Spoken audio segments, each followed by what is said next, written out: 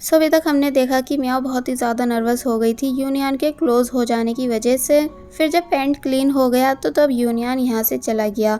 मियाओ भी जाने लगी लेकिन तभी रुक गई वहाँ रखे सीनियर्स के मॉडल्स को देखने के लिए, जिसमें से एक यूनियन का भी है।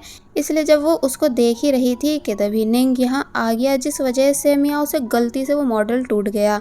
निंग शोर करने लगता है कि तुमने ये क्या कर दिया, और फिर बताता है कि जब मैंने भी एक बार गलती से यूनियन के मॉडल को तोड़ दिया था तो तब उसने मुझे रस्सी से बांध कर रखा था एंड गंदे सॉक्स स्मेल कराए थे एंड गुस्से से मॉडल को वापस से ठीक कर रहा था। इसलिए अब तुम खुद सोचो कि तुम्हारा क्या होगा।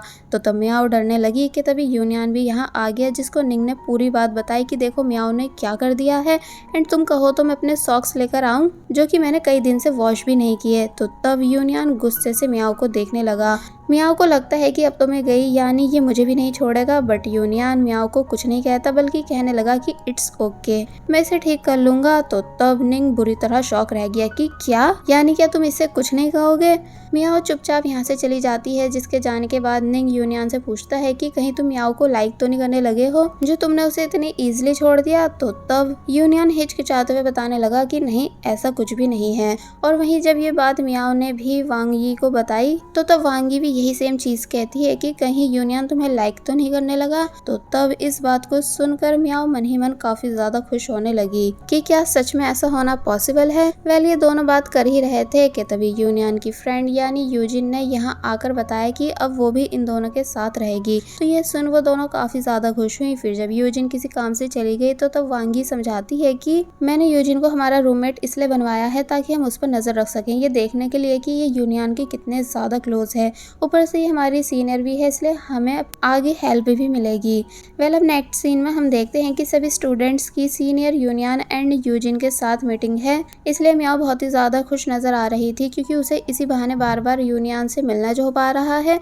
फिर अब दिखाया जाता है कि मियाओ को टास्क मिला हुआ है वॉल पेंट करने का, लेकिन उसे करते करते मियाओ बहुत ही ज्यादा थक गई। इसलिए बैठकर कहने लगी कि काश मेरे पास डोरेमोन होता जो कि मेरे काम आसान कर देता। और फिर जब जैसी सो गई एंड थोड़ी देर बाद उठी तो पता चला कि यूनियन ने मियाओ के काम को कंप्लीट कर दिया है, साथ ही लास्ट में अपना और मियाओ का नाम भी लिखा था। इसलिए ये देखकर मियाओ के होश उड़ गए, यानी कि वो थैंक्स करने लगी। तो तब यूनियन कहता है इट्स ओके और फिर तभी चला गया। इसका मतलब यूनियन को हर टाइम मियाओ की फिक्र रहती है, यानी कि उसे मियाओ से एक अलग ही अटैचमेंट है। इसलिए मियाओ वांग यी की बातें याद करने लगी कि कहीं सच में यूनियन मुझे लाइक तो नहीं करने लगा है, इसलिए फिर से खुश होने लगी। वेल अब नेक्स्ट सीन में हम देखते हैं कि सभी स्टूडेंट्स का ड्राइंग टेस्ट था, इसलिए सभी ने कम समय में ड्राइंग बना कर दी, जिसमें से बहुत लोगों की ड्राइंग पास हो गई लेकिन मियाओ की फेल कर दी जाती है। मियाओ ने खड़े होकर रीजन पूछा तो तब यूनियन ने बताया कि तुमने सिंपल सा एक डोरेमोन बनाया है, यानी इसमें कोई भी क्रिएटिविटी नहीं है। तो तब स्टूडेंट्स हंसने लगे एंड मियाओ को काफी ज्यादा बुरा फील हुआ।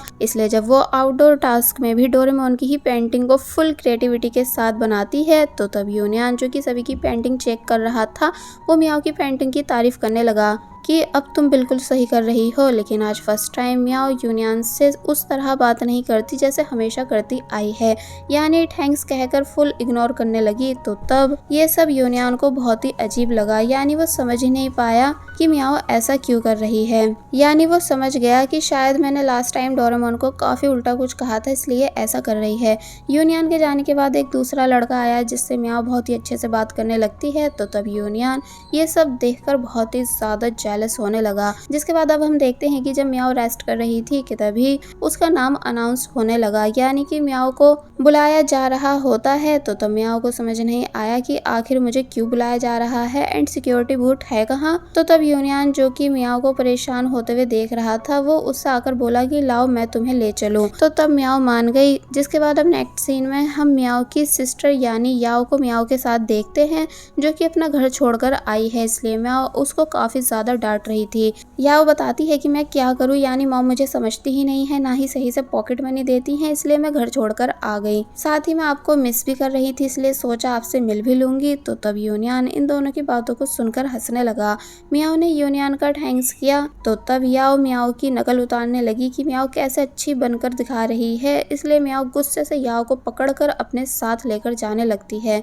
तो तब यूनियन इन दोनों को देखकर हंसने लगा।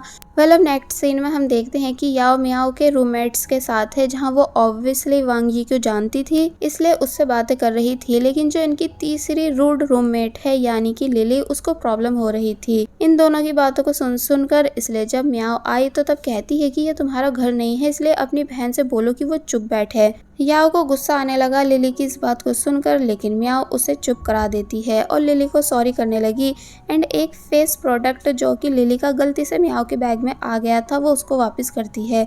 लेकिन लिली इतनी ज़्यादा रूड थी कि तब भी मियाओ को उल्टा सीधा कहने लगी कि तुम इसे ज़रूर जानबूझकर अपने साथ लेकर गई होंगी, क्योंकि तुम्हारे पास खुद का तो कुछ है नहीं, ना ही तुम अपने सगले फेस का कुछ करती हो।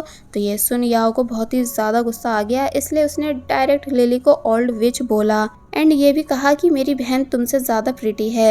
लिली भड़क गई कि तुम्हारी हिम्मत हुई कैसे मुझसे इस तरह बात करने की, क्या मैं यूनिवर्सिटी वालों को बता दूं कि तुम अपने घर से भागकर आ गई हो और यहाँ रुकी हुई हो। तो तब मियाओ जैसे तैसे लिली को शांत कराती है और मैटर खत्म करने की कोशिश करने लगी। लेकिन अब क्योंकि याओ को काफ़ी ज़्यादा बुरा लग रहा था कि उसकी सिस्टर को कैसे कैसे बोला जाता है, इसलिए वो नेक्स्ट डे वापस घर आई एंड अपनी सारी सेविंग्स बाहर निकालने लगी। मॉम पूछती है कि तुम ऐसा क्यों कर रही हो, जबकि तुमने कितने टाइम से इन पैसों को कलेक्ट किया हुआ था। तो तब याओ ने बताया इसलिए क्योंकि इन सब पैसों से मैं अपनी बहन के लिए स्किन केयर प्रोडक्ट्स बाय करना चाहती हूँ, ताकि फिर दोबारा कोई मेरी बहन का मजाक नहीं बना पाए। तो तब मॉम इमोशनल हो गई ये देखकर कि याओ को मियाओ की कितनी ज्यादा फिक्र है। अब नेक्स्ट सीन में हम देखते हैं कि कुछ दिन बीत चुके हैं एंड मियाओ याओ के भेजे हुए प्रोडक्ट्स का यूज करके काफी ज्यादा चेंज हो चुकी थी। इसलिए कायतो मियाओ के पास आया और पूछने लगा कि तुम इतनी बदल कैसे गई हो, यानी डिफरेंट दिख रही हो। तो ये सुन मियाओ खुश हो जाती है। तो वहीं बाकी सब भी मियाओ को कॉम्प्लीमेंट्स देने लगे, जिस वजह से मियाओ और भी ज़्यादा हैप्पी हो गई। फिर जब वो कैफेटेरिया आई तो तब शिन ने मियाओ को अपने पास बुलाया एंड वो भी तारीफ करने लगी कि तुम धीरे धीरे प्रीटी बनती जा रही हो। एंड यूनियन से भी पूछने लगती है कि देखो मियाओ चेंज लग रही है ना। तो तब यूनियन कहता है कि नहीं, मुझे तो ऐसा नहीं लगता, यानी कि मुझे तो मियाओ आज भी पहले जैसी ही दिखती है। तो तब मियाओ चुप हो गई और सोचने लगी कि शायद यूनियन उसे कभी नोटिस ही नहीं करता। अब नेक्स्ट सीन में हम देखते हैं कि टीचर ने सभी को उनका टेस्ट चेक करके दिया, लेकिन जब मियाओ को बुलाया गया तो तब वो मियाओ को डांटते हैं क्योंकि वो अच्छा नहीं कर रही थी। तो ये सुन कायतो खुश हो जाता है। इसलिए जब मियाओ सीट पर वापस आई तो कहने लगा कि देखा, मैं तो शुरू से बोलता आ रहा हूँ कि तुम्हारे बस की नहीं है कुछ भी करना, यानी रहोगी तुम हमेशा स्टूपिड ही, मतलब मेरी जैसी इंटेलिजेंट कभी बन ही नहीं सकती। तो तब मियाओ चिढ़ गई और बोली कि हाँ, तुम मुझसे ज़्यादा स्मार्ट हो और इंटेलिजेंट भी हो, लेकिन फिर तब भी मेरे पास ही क्यों बैठते हो, यानी किसी अच्छे स्टूडेंट के पास क्यों नहीं बैठते। तो तब कायतो बताता है कि वो मियाओ को छोड़कर इसलिए नहीं जा सकता क्योंकि अब उसे मियाओ की आदत पड़ चुकी है, यानी कि हर टाइम मियाओ की स्टुपिडिटी देखने की। तो ये सुन मियाओ और ज़्यादा चिढ़ने लगी। जिसके बाद अब टीचर अनाउंस करते हैं कि बहुत जल्द मिड टर्म एग्ज़ाम स्टार्ट होने वाले हैं, इसलिए सभी अपनी प्रिपरेशन को लेकर सीरियस हो जाएं।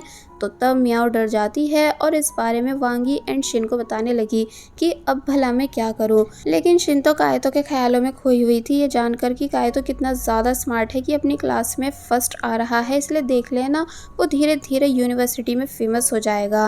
मियाओ कहती है कि तुम उसका छोड़ो और मेरा सोचो। तो तब शिन बोली कि तुम क्यों ना स्कूल टाइम की तरह इस बार भी यूनियन से 1-2 क्लासेस ले लो। और फिर जब जैसी यूनियन आया तो तब उससे इसी चीज़ की रिक्वेस्ट करने लगी, जिस बात के लिए वो मान गया। और फिर अब हम इन दोनों को साथ में स्टडी करते हुए देखते हैं, जहाँ यूनियन हमेशा की तरह मियाओ को इम्पोर्टेंट नोट्स समझा रहा है। साथ ही दोनों इसी बहाने एक अच्छा टाइम भी स्पेंड कर रहे थे, वो भी इतने टाइम के बाद। कि तभी शिन मियाओ को कॉल करके पूछने लगती है कि क्या हो रहा है, यानी देखा, मैंने एक बार फिर तुम्हारे क्रश के साथ क्लासेस फिक्स करा दी। मियाओ थैंक्स करने लगती है, लेकिन तभी अचानक शिन को ऐसा लगने लगा कि जैसे कोई उसका पीछा कर रहा है, इसलिए वो बोली कि मैं बाद में बात करूंगी एंड जल्दी जल्दी यहाँ से जाने लगी। लेकिन जब उसे फील हुआ कि सिचुएशन सीरियस होती जा रही है, जिस वजह से मुझे छुप जाना चाहिए, इसलिए वो किसी हॉल में आकर एक जगह बैठकर छुप जाती है और कायतो को कॉल करके इस बारे में बताने लगी कि मैं मुसीबत में हूँ, प्लीज मुझे बचाने आ जाओ, यानी कि कोई है जो कि मेरा पीछा कर रहा है। मगर अब क्योंकि कायतो को लगा कि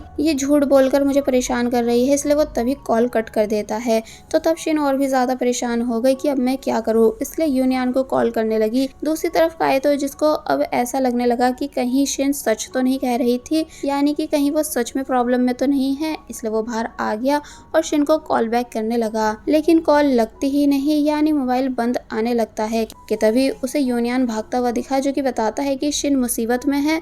तो यह सुन कायतो भी उसके साथ जाने लगा। दोनों फाइनली उस जगह आ गए जहाँ के बारे में शिन ने इन दोनों को बताया था, लेकिन अब भी शिन इन्हें मिल नहीं रही थी, इसलिए दोनों और ज्यादा परेशान हो गए। तो वहीं शिन, जिसका डर के मारे बुरा हाल है, यानी उसको समझ आ ही नहीं रहा कि मैं यहाँ से उठकर जाऊं कि नहीं, कि तभी डोर के पास कोई आता है एंड जबरदस्ती डोर को ओपन करने की कोशिश करने लगता है, जिस वजह से शिन और भी ज्यादा घबरा गई। लेकिन जब पता चला कि ये तो काइतो की आवाज है, इसलिए वो फाइनली डोर ओपन कर देती है एंड देन काइतो को देखते ही उसे डायरेक्ट हक कर लेती है और फिर काफी बुरी तरह जोर जोर से रोने लगी, ये बोलते हुए कि आखिर तुम मेरी बात पर बिलीव क्यों नहीं कर रहे थे, यानी तुमने आने में इतनी देरी क्यों की। तो तब काइतो भी शिन की बातों को सुनकर इमोशनल होने लगा, इसलिए शिन को चुप कराने लगा, क्योंकि उसे बिल्कुल आइडिया नहीं है कि शिन काइतो को कितना ज्यादा लाइक करती है एंड इस टाइम वो कितनी ज्यादा डरी हुई है। लेकिन बहुत जल्द इन दोनों की लाइफ में ट्विस्ट आने वाला है, जब काइतो शिन को छोड़कर मियाओ को लाइक करने लगेगा। और बस फिर इसी सीन के साथ पार्ट 10 यहीं पर एंड हो जाता है।